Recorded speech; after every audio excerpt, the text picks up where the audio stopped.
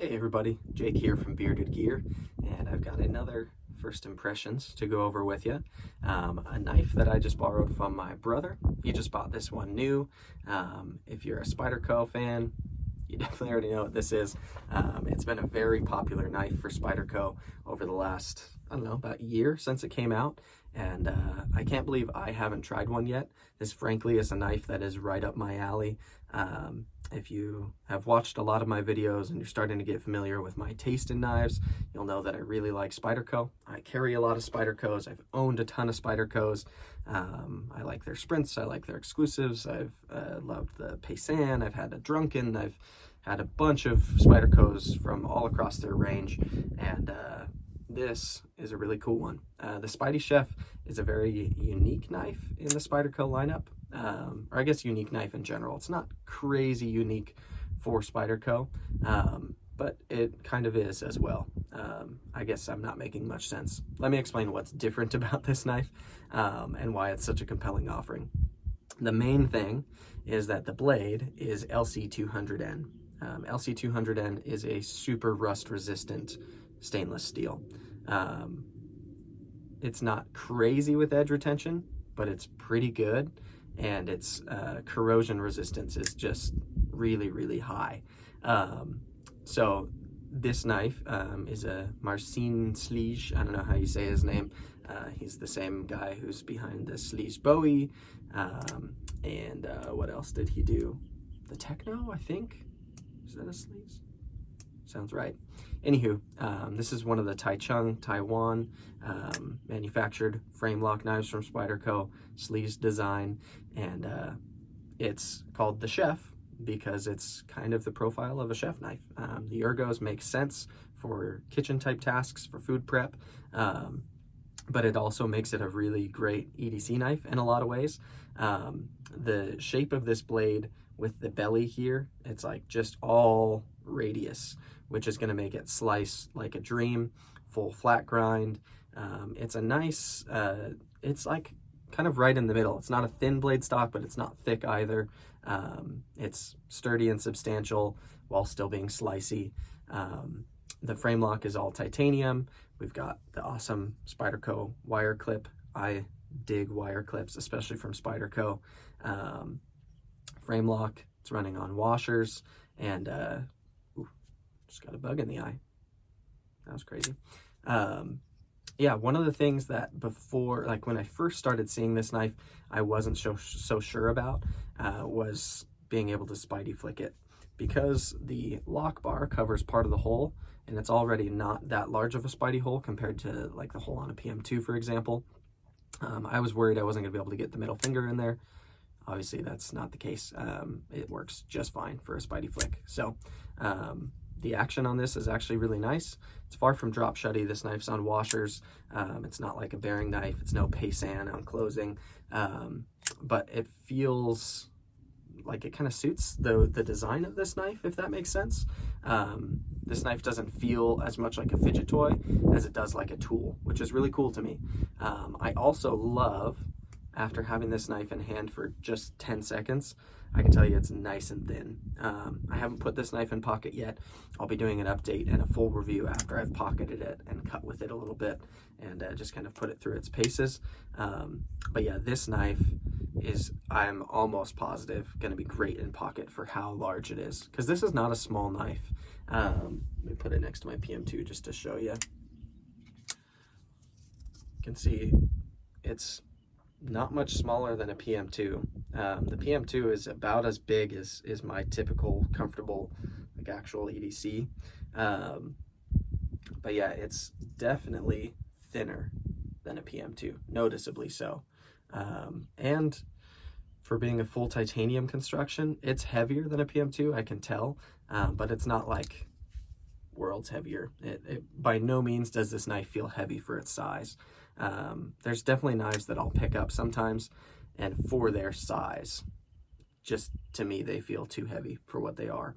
But this guy, the ratio feels about right to me. That's obviously very subjective. That's just a me thing. But yeah, my first impressions on this are really good. I don't know why I've never owned one of these. I frankly probably should. I bet if I had this knife, I would carry it a lot and I would really, really enjoy it. The timing is actually interesting. Right now, on the way, I have a quiet carry waypoint coming. Now, part of what has made this knife so popular in the EDC community is that everything about its construction is so rust resistant. So this is a great knife to carry if you're by the water a lot, if your knives tend to get wet, even if you're just in a really humid place where your pockets are getting sweaty all the time where your knife is. But the quiet carry waypoint uses Van X Super Clean as a blade steel, and it's a liner lock with titanium scales, and the liner is LC200N, same material that this knife's blade is in. So yeah, I'll be curious to kind of put those side by side. They're both ultra corrosion resistant and both kind of EDC focused. So I'll be curious to see the differences and the similarities. I know already that the profile on that knife is so different from this one. I haven't held the waypoint yet. It's in the mail now. But yeah, that'll be a fun, maybe I'll do a comparison video between the two, just because they're both kind of the corrosion resistance kings in the EDC world right now. But yeah, the blade finish on this is really nice. It's a really good satin finish. It does pick up thumbprints really easily, smudges, but it's also super easy to clean, super easy to wipe off. Beautiful thing about this is if you get it dirty, you could literally just run it under the sink and wipe it and you're good to go. It's so corrosion resistant that cleaning it ought to be no problem at all. So yeah, this is nice. The centering is good. The lockup is good. I like the action. It's not like a super fidgety knife, but because it's a hole and I can Spidey flick it, that's a kind of action that I like. The detent is well dialed. It's got a clean break, and it helps you to get a reliable deployment every time. Yeah, this is a really, really nice knife. I'm gonna go ahead and just for a minute here, put it in front of the camera for some glamour shots, get you up nice and close to it so you can see the way I would look at it from my hands. And yeah, let you check it out that way. And then pretty soon you can be on the lookout for a full review on this guy once I've been able to really put it through its paces. All right, so this is the Spydiechef. Really, it's not like a classically beautiful knife. I would say that a lot of people would probably call this knife ugly. In fact, a couple of years ago, I would have never been interested in carrying a knife that looks like this, just because for vain reasons I would have thought it looks dumb. But as my tastes have evolved and as I've gotten into Spydercos in general and have kind of learned, I don't know, a different balance between function and form,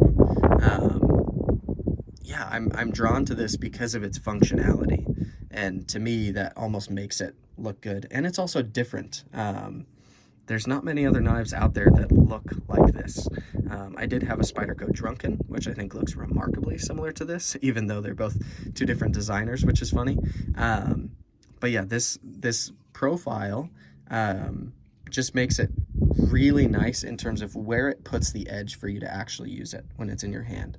The edge is in such a good placement to go through material and to keep your fingers out of the way. And yeah, it's also ergonomically really good, especially for how thin this is. And it's just titanium. There's not much like traction here. There's no milling or anything to give me extra grip. But the way this locks into hand, especially right up here, this kind of radius where my foremost finger sits, it works great. I feel really tied into this knife. There's no jimping anywhere. Everything feels nice and smooth and chamfered. This is a knife that I can imagine if I was using a lot, doing a significant amount of cutting, it would be a pleasure to use for a long time, and I wouldn't have like hand fatigue from using it. But yeah, it's also got this awesome clip. I sincerely love Spyderco's wire clips. I think they work great. I think when this is what's sticking out of your pocket, it looks pretty good. I generally don't like thick, big clips that have a bunch of branding on them or anything like that. It's not that I'm terrified of people being like, oh, that guy has a knife in his pocket, but it's kind of nice when it doesn't scream like Chavez clips do with a skull on them, like, oh, this is a murdery, terrifying knife. I'd rather it just look simple, clean. That guy has a knife in his pocket, whatever. It doesn't look too menacing or anything like that. But yeah, this is really, really nice. I like that I can Spidey flick it, and it Spidey flicks great, to be honest. I'm able to get just kind of the tip of my finger there, and it's perfect to go ahead and deploy it. So yeah, that's a pass on deployment. It's a pass on ergos. We'll see how it does in pocket. I have a feeling with how slim it is, it's going to be great. I love it when you get a slim knife that still has a lot of blade on it. Sometimes I feel like knife designers try to make knives small in all directions. And instead, I like it when they focus on small in a certain direction, because this knife is not a small knife, not even close to it, but it's small this way, which I think is a cool thing. And I really enjoy that about it. It reminds me a little bit, at least the philosophy behind it, of my TRM Neutron, which I just got and have been carrying a ton, and actually just lent to my brother so he can try it out for a little bit, because that knife is, again, it's not trying too hard to be small in every direction. It's just real small this way, which in pocket makes it fantastic. And if you can still get the ergos right while making it slim, then that's a win in my book. And this knife does it, that Neutron does it.